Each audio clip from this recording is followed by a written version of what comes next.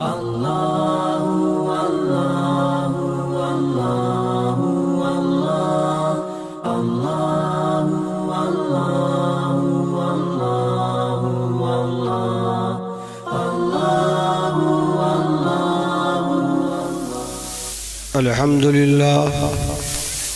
अल्हम्दुलिल्लाह नहमदुहु व नस्तईनुहु व नस्तगफिरुहु व नु'मिनु बिही व नतवक्कलु अलैहि व नऊज़ु बिल्लाहि मिन शुरूरि अंफुसिना व मिन सय्यिआति अअमालिना मन यहदिहिल्लाहु फला मुदिल्ल लहु व मन युद्लिलहु फला हादिय लहु वनश्हदु अल्ला इलाहा इल्लल्लाहु वहदहु ला शरीका लहु वनश्हदु अन्ना मुहम्मदन अब्दुहु व रसूलुहु अम्मा बअद फ़क़द क़ाल अल्लाहु तआला फ़िल क़ुरआनिल मजीद वल फ़ुरक़ानिल हमीद अऊज़ु बिल्लाहि मिनश शैतानिर रजीम बिस्मिल्लाहिर रहमानिर रहीम लक़द कान लकुम फ़ी रसूलिल्लाहि उस्वतुन हसनह सदक़ल्लाहुल अज़ीम।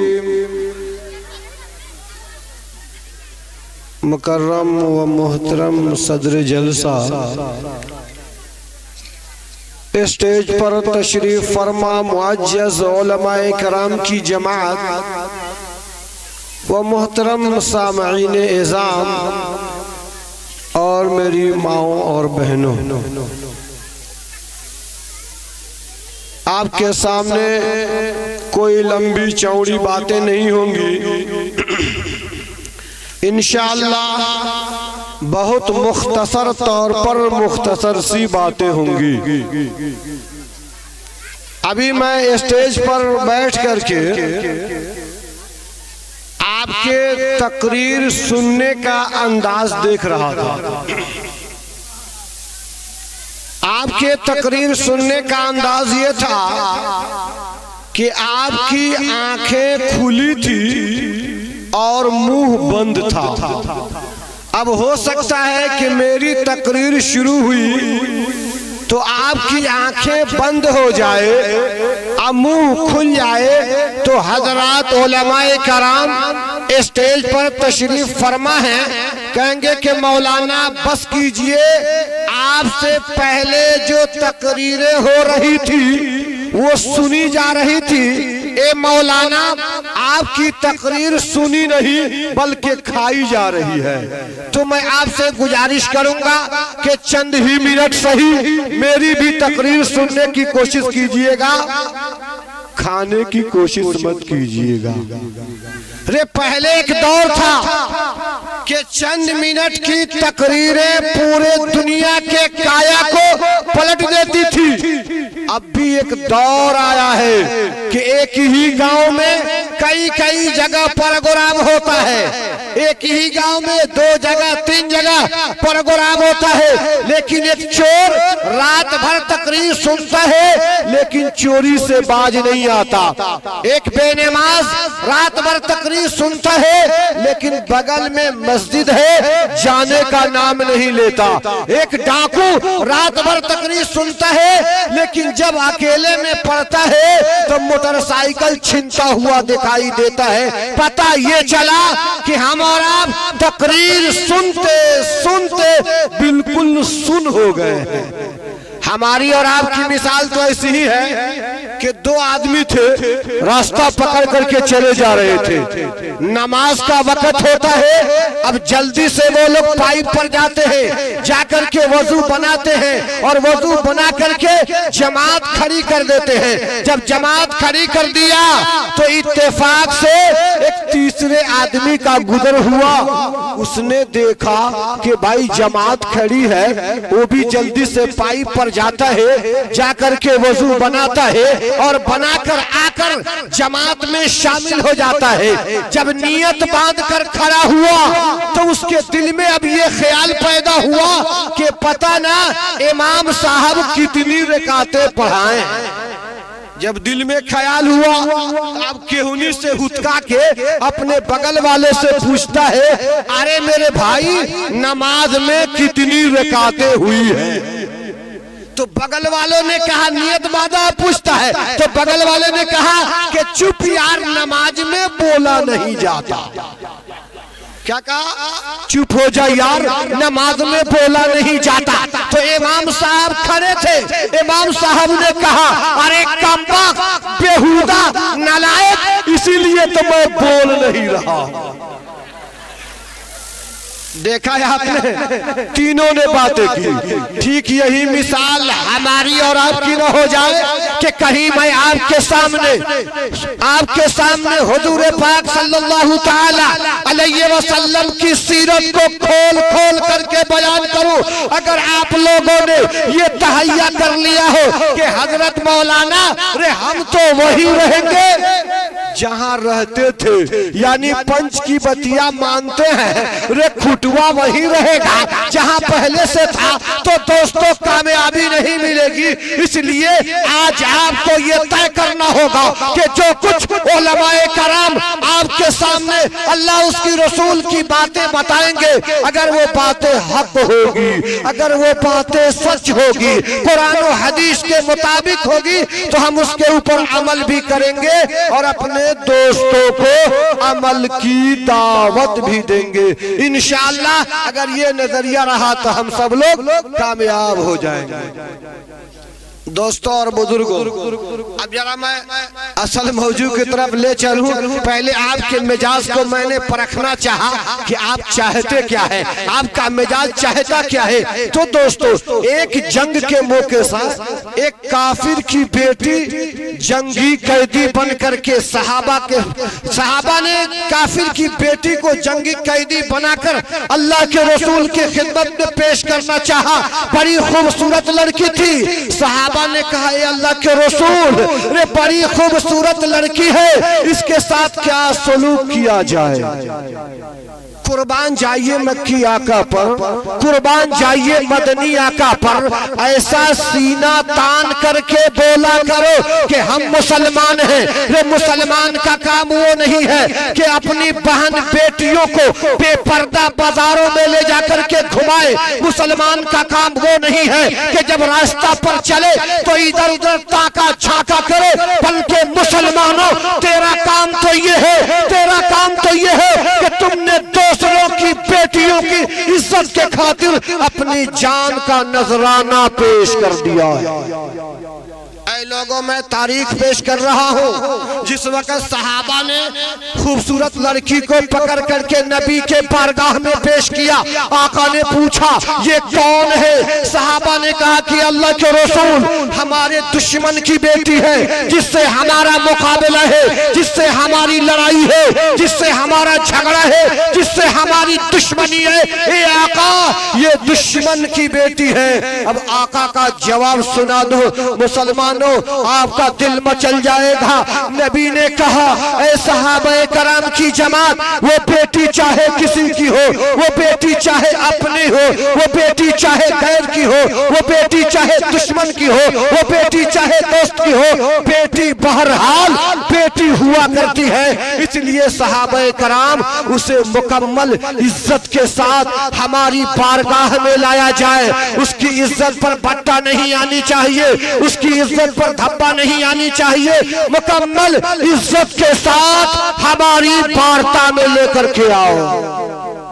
क्योंकि वो जंग में आई थी ना, अकेली थी, उसके साथ उसका बाप नहीं था, उसके साथ उसके खानदान के लोग नहीं थे, उसके साथ उसके रिश्तेदार के लोग नहीं थे। वो तने तनहा, वो अकेले लड़ाई के मैदान में आई थी, पकड़ी गई है। सहाबाए कराम की जमात, उसे मुकम्मल इज्जत के साथ हमारी वार्ता में लाया जाए। अगर नबी के सच्चे गुलाम हो तो इसको मानना और मान करके फॉलो करना, इसको फैलाना भी खाली फॉलो मत करना कि फलाने मौलाना की तकरीर बड़ी शानदार, बड़ी लचकदार, बड़ी अंदाज, बड़ा बेहतरीन अंदाज, बड़े बेहतरीन अंदाज से तकरीर किया। मैं आपके सामने कोई शानदार तकरीर करने नहीं आया, बल्कि एक मैसेज देने आया हूँ, एक पैगाम देने आया हूँ। जिस वक्त सहाबा कराम ने उस लड़की को यानी काफिर की बेटी को पकड़ करके नबी के बारगाह में पेश किया, लाया, उस वक्त उस लड़की के सर पर दुपट्टा नहीं था,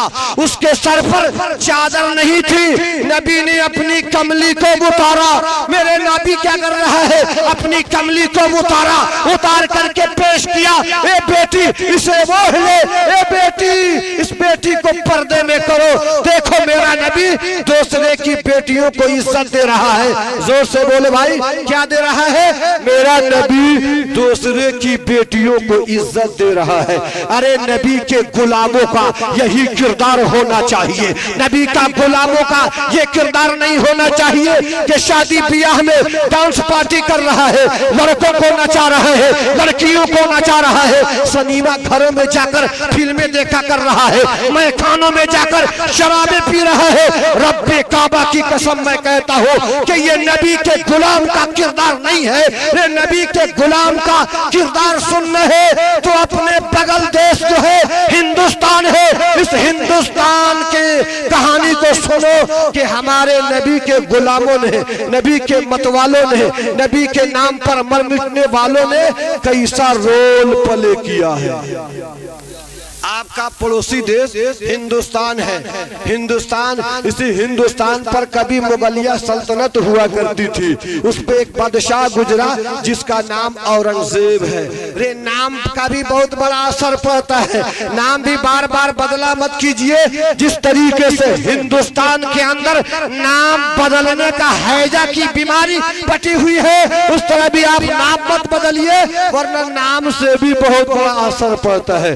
कैसे बताऊं? एक किसान आदमी था, उसकी बीवी थी जो बड़ा बढ़िया बिरयानी पकाती थी। किसान आदमी, बीवी जो थी बड़ी बेहतरीन तरीके से बिरयानी पकाती। अब शौहर किसान ने क्या किया? प्यार से अपनी बीवी का नाम बिरयानी रख दिया। अब वो बेचारा बिरयानी कह करके पुकारे। अब उसका नाम रहीमा था। उसने कहा कि मेरा नाम तो रहीमा था, इसने मेरे शौहर ने बिरयानी कह दिया, बिरयानी बना दिया। तो वो भी बड़ी चालाक, होशियार, अक्लमंद थी। अब उसने क्या किया? अब उसने कहा कि मेरे शौहर, बिरयानी बगैर घी की अच्छी नहीं होती। यानी बीवी ने अपने शौहर का नाम घी रख दिया।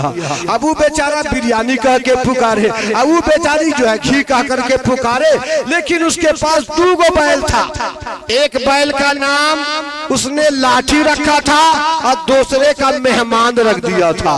2 बैल, एक का नाम लाठी तो दूसरे का नाम मेहमान रखा था। उसके पास एक बिल्ली थी जो क्या करती थी? बिल्ली दूध पी के 9 2 11 हो जाती थी। तो बीवी ने बिल्ली का नाम चोर रख दिया।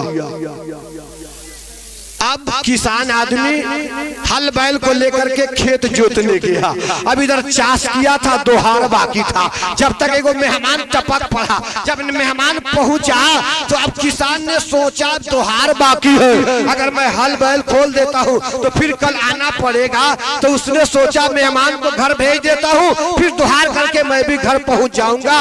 तो उसने कहा, ए मेहमान घर पर चलिए, घर पर बिरयानी है। क्या कहा? ए मेहमान घर पर चलिए, घर पर बिरयानी है। अब बेचारा मेहमान बासी भात खा के आया था। अब जो ही बिरयानी का नाम सुना, अरे दिल में उसकी खुशी जगी। कहा अजीब बात है, बासी भात खा के आया लेकिन बिरयानी का इंतजाम हो गया। उसने कहा कि ठीक है मैं चलता हूँ। अब 40 के स्पीड के बजाय 80 का स्पीड किया, घर पहुंचा। लेकिन इधर किसान ने सोचा मैं खेत की दोहार कर लूंगा, जब तक मेरी बीवी इसका देख देख करेगी, मेहमान का इंतजाम करेगी। अब वो बेचारा बिरयानी के चक्कर में घर पहुंचा। तो घर पहुंचने के बाद बीवी ने कहा, ए मेहमान, खाना अभी खाओगे या घी का इंतजार करोगे? कहा बाप रे बाप, सोने पर सुहागा। उधर गया तो बिरयानी का इंतजाम और इधर आया तो घी का इंतजाम। अब वो बेचारा घी का इंतजार करने लगा। उधर में हम क्या किया, किसान ने खेत का दोहार किया, दोहार करके बैल को खोला। हर आदमी यहाँ पर जो है ज्यादातर लोग किसान है। किसान को मालूम है कि जब शाम के वक्त जो है बैल को खेत से खोला जाता है तो बैल भूखा प्यासा होता है, घर की तरफ भागता है, कोई इधर भागता है, कोई इधर भागता है। इसी तरीके से उस किसान ने जब बैल को खोला, जब घर के करीब गया तो मेहमान नाम का जो बैल था हाथ में पकड़ा था, ऐसा मुंह मारा जब तक मेहमान नाम का बैल हाथ से छूट गया। जब मेहमान नाम का बैल छूटा तो कहा किसान ने, ऐ मेरी बीवी, रे मेहमान को पकड़ो, मैं लाठी लेके आ रहा हूं।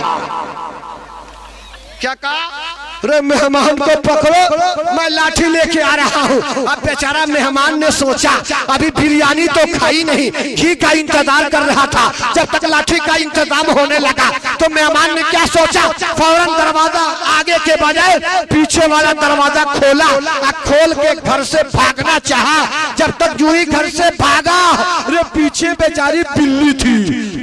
अब देखा दरवाजा खुला, बिल्ली भी पीछे भागने लगी। जब भागी तो उस बिरयानी नाम की जो औरत थी उसने देखा कि बिल्ली भाग रही है तो सर पे हाथ रख के कहती है, अरे चोर, तूने मेरे दूध का काम तमाम कर दिया।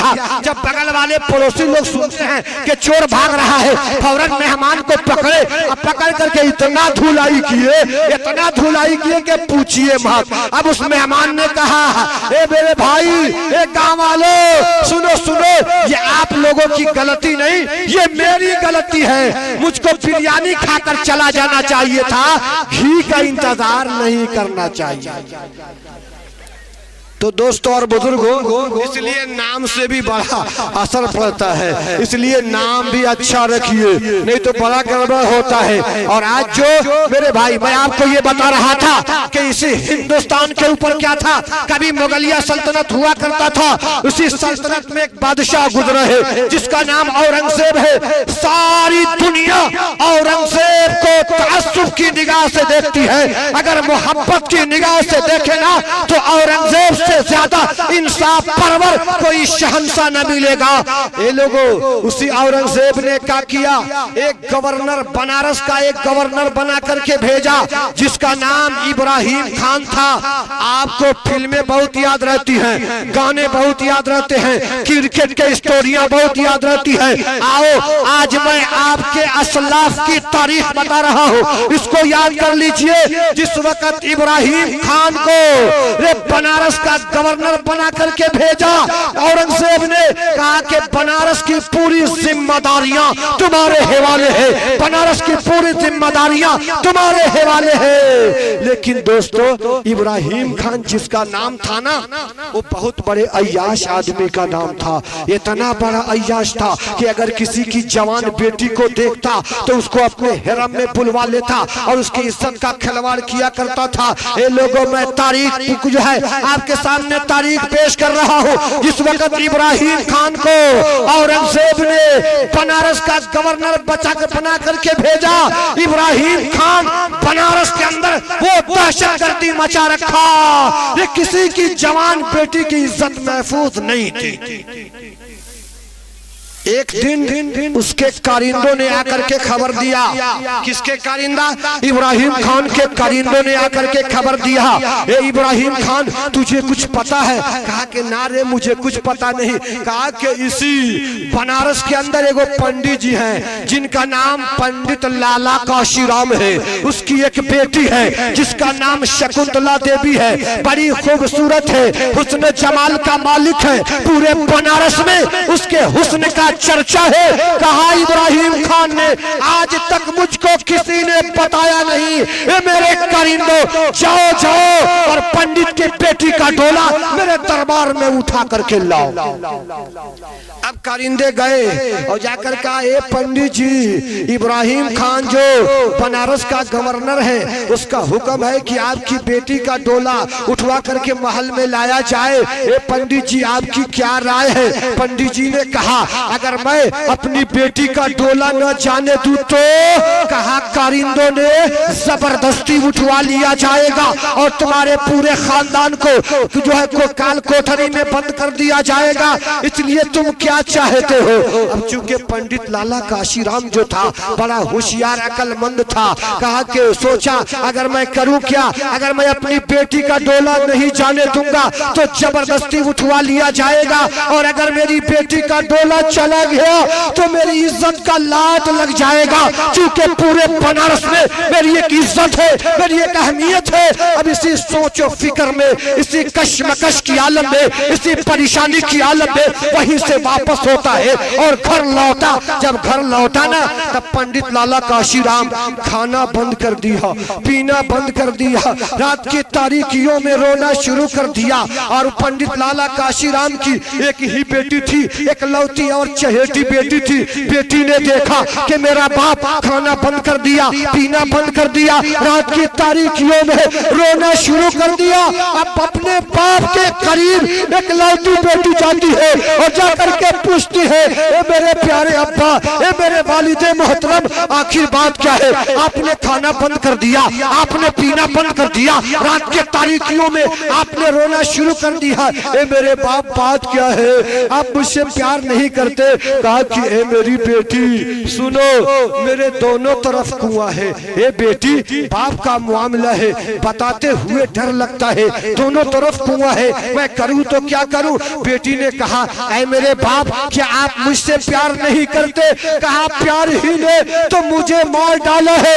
ए बेटी, रे तेरा डोला इब्राहिम खान अपने हिरम के अंदर मंगवाया है, तू तो जानती है कि तेरे बाप की अहमियत क्या है, तू तो जानती है कि तेरा बाप बनारस के एक मुअज्जज लोगों में शुमार किया जाता है, तेरे बाप की अहमियत क्या है, तू तो बेटी जानती है। बेटी ने कहा कि हाँ बाप, एक काम करो, ए मेरे बाप, आप जाइए इब्राहिम खान के दरबार में और जाकर के 1 महीना की मोहलत लेकर के आइए। पंडित लाला काशीराम की बेटी कहती है कि बाप, आप इब्राहिम खान के दरबार में जाइए और जाकर के 1 महीना की मोहलत लेकर के आइए। अब पंडित लाला काशीराम ने कहा, ए बेटी, तू 1 महीना में करेगी क्या? तू लड़की की जात है, अरे तू बेटी है, तू तने तनहा करेगी क्या? उसके पास हुकूमत है, उसके पास सिपाही है, उसके पास तीर तलवार है, उसके पास जो है फौजें हैं। ए बेटी सुनो, अरे बनारस से लेकर के दिल्ली तक उसी की हुकूमत है। ए बेटी, तू तने तनहा करेगी क्या? शकुंतला देवी ने जवाब दिया कि ऐ मेरे बाप, मुझे मजहबे इस्लाम पर थोड़ा सा भरोसा है। सब लोग कह दीजिए सुभान अल्लाह। कहा कि ऐ मेरे बाप, मुझे मजहबे इस्लाम पर थोड़ा सा भरोसा है। ए मेरे बाप, जो सच्चा मुसलमान होता है ऐसा होता ही नहीं। ए मेरे बाप, ये इब्राहिम खान मुझको सच्चा मुसलमान नहीं लग रहा है। बाप ने कहा कि बेटी, रे कैसे पता कि ये सच्चा मुसलमान नहीं, तुझे कैसे मालूम? कहा कि ऐ मेरे बाप, मैंने अपनी जिंदगी में सुना है कि जो सच्चा मुसलमान होता है वो दूसरे की बहन बेटियों की इज्जतों को लूटता नहीं, बल्कि लूटती हुई इज्जतों की हिफाजत करता है। हिफाजत इसलिए मुझको समझ में नहीं आ रहा है, इब्राहिम खान ये पक्का और सच्चा मुसलमान है। बाप ने कहा, बेटी, तुम्हारी बातें तो अच्छी लग रही है, लेकिन यकीन नहीं हो पाता कि कुछ तने तनहा कुछ कर पाएगी। कहा कि ना बाप, आप जाइए ना, जाकर के 1 महीना की मोहलत लेकर के आइए। मेरे दोस्तों और बुजुर्गों, पंडित लाला काशीराम ने कहा, बेटी मैं जा रहा हूँ। पंडित लाला काशीराम इब्राहिम खान के दरबार में पहुंचा। पहुंचने के बाद कहा, श्रीमान, मैं आपके दरबार में हाजिर हुआ हूँ, 1 महीना की मोहलत दे दीजिए, मेरी एकलौती बेटी है, मेरी चहेती बेटी है, मेरी दुलारी बेटी है। मैं अपनी बेटी से बड़ा प्यार करता हूँ। मैं चाहता हूँ कि मेरी बेटी का डोला अकेले तन्हाई में न जाए, बल्कि मेरी बेटी का डोला जाए तो बड़ी हंगामा के साथ जाए, शोर शगफ के साथ जाए, रे बाजा गाजा के साथ जाए। मेरी बेटी का डोला चुपके न जाए। इतना सुनना था कि इब्राहिम खान खुशियों में फूले न समाया कि पंडित का लाला काशीराम एक ही धमकी में मेरी बात को मानने पर मजबूर हो गया। इब्राहिम खान ने मुस्कुराकर जवाब दिया, हे पंडित लाला काशीराम, जाओ जाओ, मैं 1 महीना की मोहलत देता हूँ। खूब तैयारियां करो, खूब तैयारियां करो। पैसा में कुछ कमी हो जाए तो मेरे महल से लेकर के चला जाना, लेकिन कान खोल करके सुन लो, उसके बाद 1 महीना के बाद 1 दिन की भी मोहलत न दी जाएगी। पंडित लाला काशीराम ने कहा, श्रीमान आपका हुक्मनामा मुझे मंजूर है, मैं जा रहा हूँ। 1 महीना के अंदर ही मेरी बेटी का डोला आपके दरबार में आ जाएगा। अब पंडित लाला काशीराम घर आता है। घर आया, बेटी ने पूछा, बाबा क्या हुआ? बाप ने कहा कि बेटी 1 महीना की मोहलत तो मिल गई, अब बता तू तने तनहा अकेले करेगी क्या? तू लड़की की जात है। बेटी ने कहा कि बाप एक काम करो, एक मुगलिया शहजादे का लिबास ला दो। बाप ने कहा ये तो मर्दों का लिबास है, तू लड़की की जात है, मर्दों का लिबास लेकर के करेगी क्या? बेटी ने कहा कि बाप राज की बात है, ए मेरे बाप ये राज की बात है, किसी को मैं बताऊंगी नहीं। ए मेरे बाप आप मुगलिया शहजादे का लिबास ला दीजिए, मैं 1 महीना तक गायब रहूंगी। ए अब्बा कहाँ जाऊंगी? किसी को नहीं बताऊंगी, 1 महीना के बाद मैं वापस आ जाऊंगी। बाप ने मुगलिया शहजादे का लिबास ला दिया। माँ का कलेजा फट रहा है, ये मेरी बेटी है, लड़की की जात है, ये तने तनहा अकेले करेगी क्या? ये लड़की की जात है। लेकिन बाप से फिर लड़की ने कहा, ए मेरे बाप एक घोड़ा ला करके दे दो। बाप ने घोड़ा ला करके दे दिया और कहा कि बेटी ये घोड़ा लेकर के तू क्या करेगी? बेटी ने कहा मैं रात की तन्हाई में घोड़े पर सवार हो जाऊंगी और निकल करके जाऊंगी। कहाँ जाऊंगी? अब्बा आपको भी नहीं बताऊंगी, 1 महीना के बाद वापस आ जाऊंगी। ये अब्बा राज की बात है, किसी से कहिए मत। अरे ये है इस्लाम के सपूत, ये हैं इस्लाम के सपूत। आज मुसलमानों पर कालिब थोपा जाता है कि मुसलमान गद्दार कौम का नाम है, लेकिन मैं कहता हूँ मुसलमानों की हिस्ट्री को पढ़िए, मुसलमानों की कहानी को पढ़िए तो आपको पता चल जाएगा कि मुसलमान किसी गद्दार कौम का नाम नहीं है। ये मुसलमान तो वफादार कौम का नाम है।